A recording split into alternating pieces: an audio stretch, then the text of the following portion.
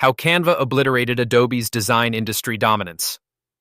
For 30 years, Adobe ruled the creative world with an iron fist. Their creative suite was the undisputed king of graphic design, commanding prices of $600 per software license and forcing millions of designers to learn complex tools that took years to master. Photoshop, Illustrator, and InDesign weren't just software programs.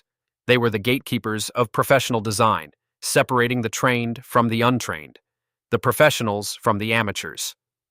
But in 2012, a 25-year-old Australian named Melanie Perkins had a radical idea that would eventually obliterate this monopoly and democratize design for the masses. Her vision was simple.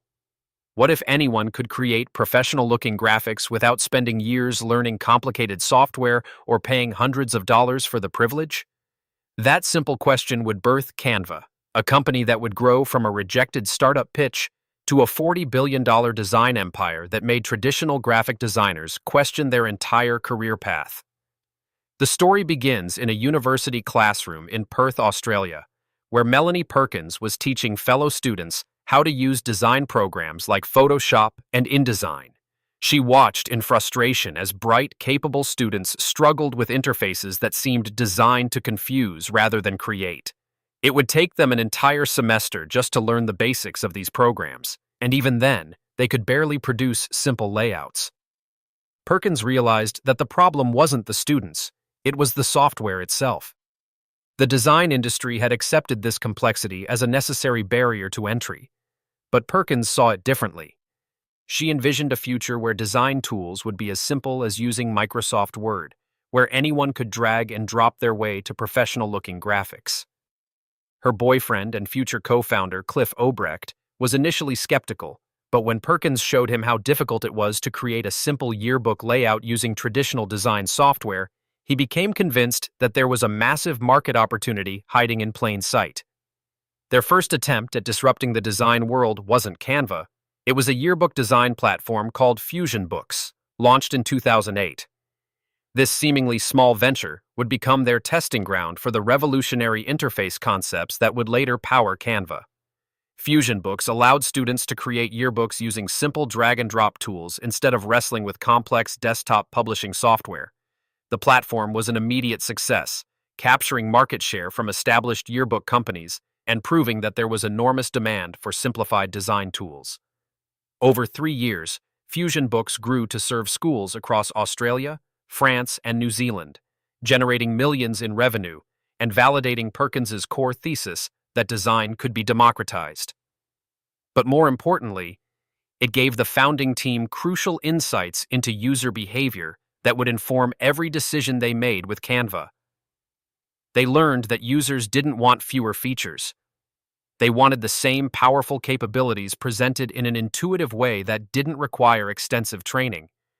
Armed with this experience and a grand vision for transforming the entire design industry, Perkins began pitching what would become Canva to investors in 2012.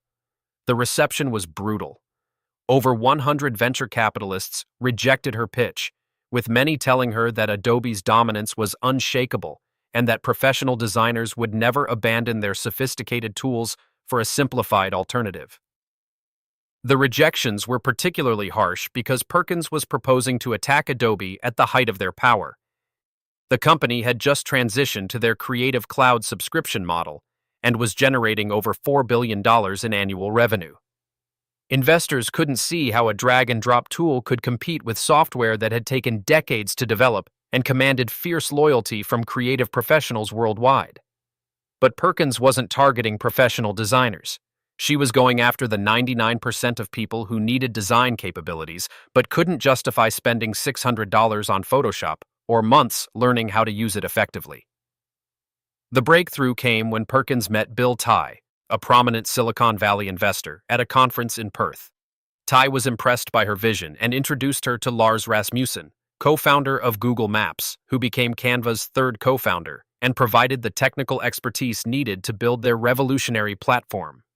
With Rasmussen on board, they secured their first major funding round of $3 million in 2013, finally giving them the resources to build the product that would challenge Adobe's supremacy. The team spent months perfecting their drag-and-drop interface, creating a library of professional templates, and building a platform that could handle millions of users simultaneously.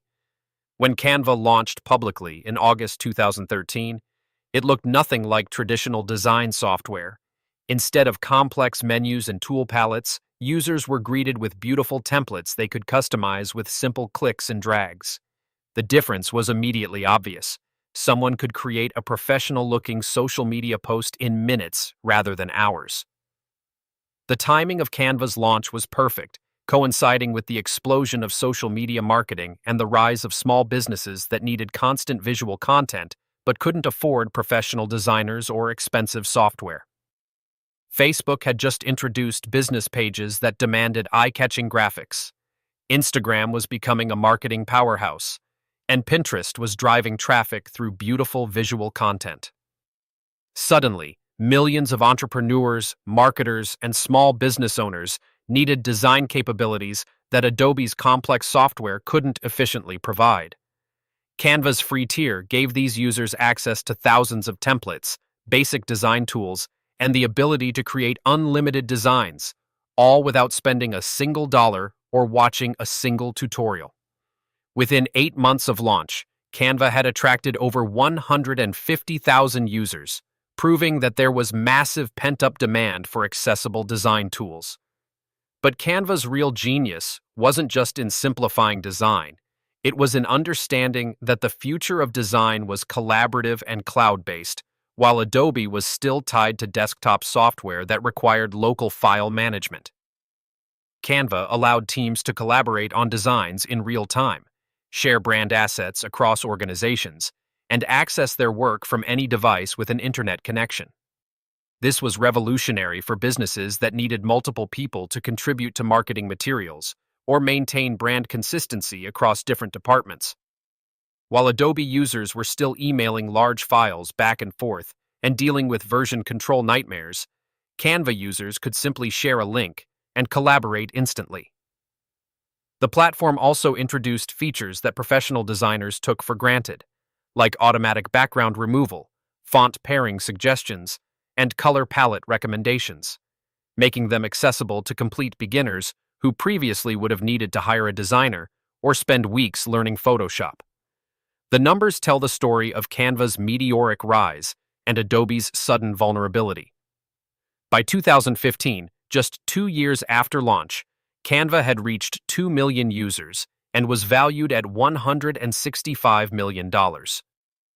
Adobe, meanwhile, was struggling with user acquisition outside of their core professional market, and their attempts to simplify their software were hampered by decades of feature bloat and complex licensing structures.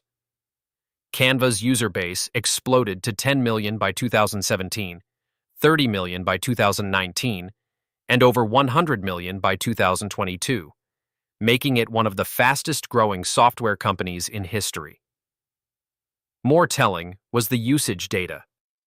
Canva users were creating over 150 designs per second, with over 7 billion designs created on the platform by 2021.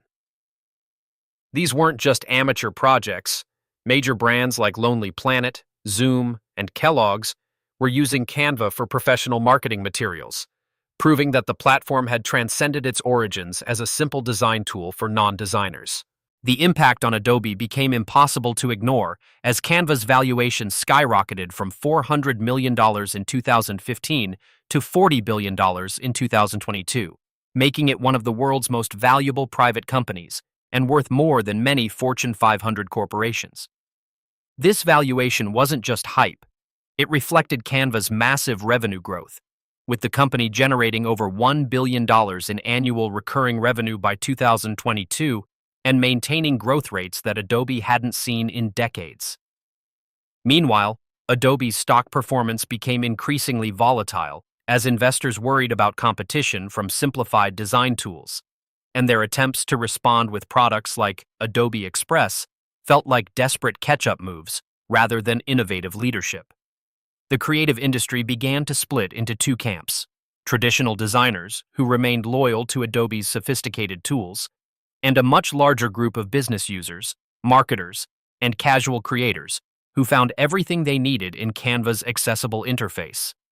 Perhaps most devastating to Adobe's long-term prospects was how Canva fundamentally changed user expectations about design software. An entire generation of users grew up expecting design tools to be intuitive, collaborative, and affordable. Expectations that Adobe's legacy products simply couldn't meet without complete rebuilds. Canva's success proved that the complexity Adobe had built over decades wasn't a feature, but a bug, and that millions of potential users had been locked out of the design market by unnecessarily complicated software. The platform's integration with social media platforms, printing services, and marketing tools created a comprehensive ecosystem that made it increasingly difficult for users to justify learning Adobe's separate, expensive applications. When Canva introduced features like video editing, presentation tools, and even basic photo editing capabilities that rivaled Photoshop's most commonly used functions, it became clear that they weren't just competing with Adobe, they were replacing them entirely for the vast majority of design use cases.